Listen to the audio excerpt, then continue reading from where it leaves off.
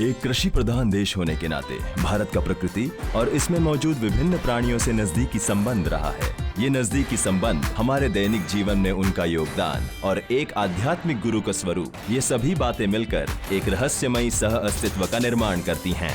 वे लोक कथाओं और हमारी रोजमर्रा की जिंदगी दोनों में एक साथ मौजूद हैं। इतिहास, प्रकृति और मानवता का ऐसा संगम बहुत कम ही देखने को मिलता है। भारतीय पौराणिक कथाओं में पाए जाने वाले कई पक्षियों में एक है गरुड़, जिसे अंग्रेजी में ईगल कहते हैं। ये बहुत फुर्तीला और तेज उड़ान भरने वाला शिकारी पक्षी है। पौराणिक कथाओं में इसका आधा मानव और आधा पक्षी वाला स्वरूप नजर आता है। हिंदू मान्यताओं के अनुसार गरुड़ पक्षियों का राजा और भगवान विष्णु का वाहन है। गरुड़ के जन्म के बारे में विस्तृत वर्णन महाभारत की प्रथम पुस्तक आदि पर्व में नजर आता है। उसे कश्यप ऋषि की संतान माना जाता है। कश्यप ऋषि की कई पत्नियां थीं, जिनमें से 2 थी कद्रु और विनता। एक बार उन दोनों ने कश्यप ऋषि से स्वयं के लिए संतान का वरदान मांगा।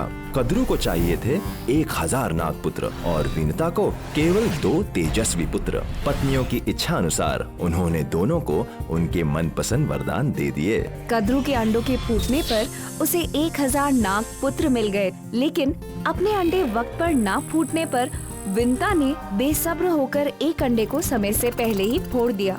उसमें से निकला बच्चा पूरी तरह विकसित नहीं हुआ था। अपने अर्ध विकसित रूप की वजह से गुस्से में उसने अपनी ही माँ को कद्रु की दासी बनने का श्राप दे दिया। साथ ही उस बच्चे ने ये भी कहा कि दूसरे अंडे से निकलने वाला तेजस्वी बालक ही उसे इस श्राप से मुक्ति दिलाएगा। श्राप देकर वो बच्चा आसमान में उड़ गया और आगे चलकर अरुण कहलाया और सूर्य का सारथी बना। क्या तुम्हें पता है वो श्राप हकीकत में कैसे बदला? हाँ बिल्कुल। एक बार कद्रु और विनता ने इंद्र के घोड़े उच्चैश्रव की पूंछ का रंग कौन सा है, इस बात पर शर्त लगाई। शर्त हारने वाले को जीतने वाले की दासी बनना था। विनता का जवाब था सफेद रंग, जो कि सही जवाब था, लेकिन कद्रु ने छल करके अपने सर्प पुत्रों को घोड़े की पूंछ से लिपटने को कहा, जिससे पूंछ काली दिखने लगी। इस तरह विनता शर्त हार कर कद्रु की दासी बन गई। वक्त बीतने पर विनता का दूसरा अंडा भी फूटा। उसमें से प्रकट हुआ पूरी तरह विकसित, चमकदार और विशाल आकार का पक्षी रूपी बालक, यानी कि गरुड़। महाभारत के अनुसार जब गरुड़ अंडे से बाहर निकला तब वो धधकती हुई ऐसी आग जैसा नजर आ रहा था, जो हर युग के अंत में पूरी सृष्टि को खत्म कर देती है। डर कर सभी देवताओं ने उससे प्रार्थना की, तब जाकर उसने अपना आकार और तेज कम किया। एक दिन कद्रु ने गरुड़ से अपने सर्प पुत्रों को घुमाने ले जाने को कहा। न चाहते हुए भी गरुड़ उन्हें घुमाने ले गया। जब गरुड़ ने अपनी माता को दास्ता से मुक्त करने का निवेदन किया तो सर्पों ने गरुड़ से अमृत लाने की शर्त रखी। अब अमृत तो देवों की अमरता का स्रोत था, इसीलिए वे उसकी कड़ी सुरक्षा करते थे। अमृत एक अग्नि चक्र से घिरा रहता था। उसके बाद रास्ते में था तेज धार और घूमती तलवारों का यंत्र। आखिर में अमृत की हिफाजत में बैठे थे 2 विशाल जहरीले सांप। लेकिन गरुड़ ने इंद्र सहित सभी देवताओं को हरा दिया। फिर चोंच में कई नदियों का पानी लाकर आग को बुझाया। अपना आकार छोटा करके घूमती तलवारों के बीच से गुजर गया और पहरा दे रहे दोनों सांपों को कुचल दिया। इस तरह गरुड़ ने अमृत को अपने कब्जे में ले लिया। इंद्र ने गरुड़ को समझाया कि सर्प अमृत के लायक नहीं है और इसलिए उससे अमृत वापस मांगा। तब गरुड़ ने अमृत ले जाने की वजह बताई। उसने इंद्र से कहा कि शर्त पूरी हो जाने के बाद इंद्र चाहे तो सर्पों से अपना अमृत वापस ले जा सकते हैं। इंद्र ने खुश होकर गरुड़ को वरदान दिया कि सर्प हमेशा उसका भोजन बनेंगे। लौटते हुए उसे रास्ते में विष्णु मिले।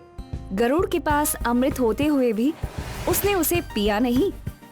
इससे खुश होकर विष्णु ने गरुड़ को अमृत पिए बिना अमरता प्राप्ति का वरदान दिया। इधर गरुड़ ने सदा उनकी ध्वजा में बने रहने और उनका वाहन बनने का वचन दिया। इस तरह गरुड़ ने सर्पों को अमृत देकर अपनी माँ विनता को दास्ता से मुक्ति दिलाई। हाँ, ये बात और है कि सर्प अमृत पीते उससे पहले ही इंद्र उसे लेकर भाग गए। गरुड़ का महत्व इसी बात से समझा जा सकता है कि हिंदुओं के दोनों महाग्रंथों रामायण और महाभारत में गरुड़ का उल्लेख है। रामायण में राम रावण युद्ध के दौरान रावण के पुत्र मेघनाथ ने राम को नागपाश यानी नाग से बने फंदे से बांध दिया था। तब देवर्षि नारद के कहने पर सर्पभक्षी गरुड़ ने नागपाश के सभी नागों को खाकर राम को आजाद किया था। इसी तरह महाभारत में गरुड़ को प्रचंड शक्ति, तीव्र गति और युद्ध कौशल का प्रतीक माना गया है।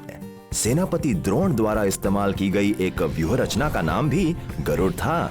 हिंदू धर्म में गरुड़ का इतना महत्वपूर्ण स्थान है कि एक संपूर्ण पुराण उसके नाम पर है।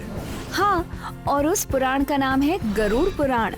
वो इसलिए कि एक बार गरुड़ ने भगवान विष्णु से मृत्यु के बाद प्राणियों की स्थिति, यमलोक यात्रा, विभिन्न कर्मों से मिलने वाले नरकों के बारे में कई सवाल पूछे। उस वक्त भगवान विष्णु ने गरुड़ के सवालों के जवाब में जो उपदेश दिया था, उसी का विस्तृत वर्णन इस पुराण में है। इस उपदेश का माध्यम गरुड़ ही था, इसीलिए इस पुराण को गरुड़ पुराण कहा गया। अच्छा, क्या तुम्हें पता है गरुड़ का पौराणिक चित्रण कैसा है? अन्य कई पौराणिक जीवों की तरह गरुड़ भी आधा मानव है। उसका चित्रण एक शक्तिशाली बाज रूपी मनुष्य के रूप में किया जाता है, जिसका सुनहरा शरीर, सफेद चेहरा, लाल पंख, बाज की चोंच और सिर पर मुकुट होता है। उसके पूरे शरीर पर आभूषणों की जगह अलग अलग सांप होते हैं।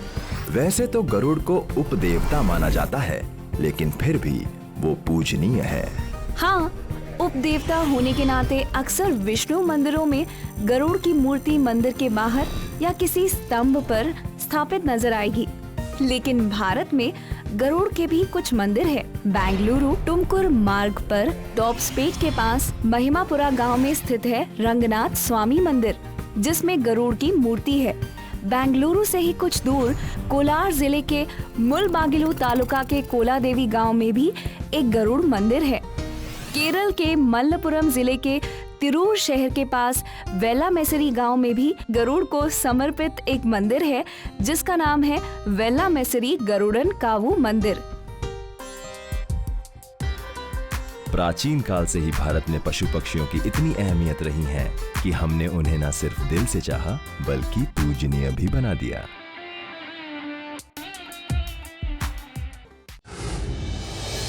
Like, share, subscribe and click on the bell icon to never miss an update from Epic.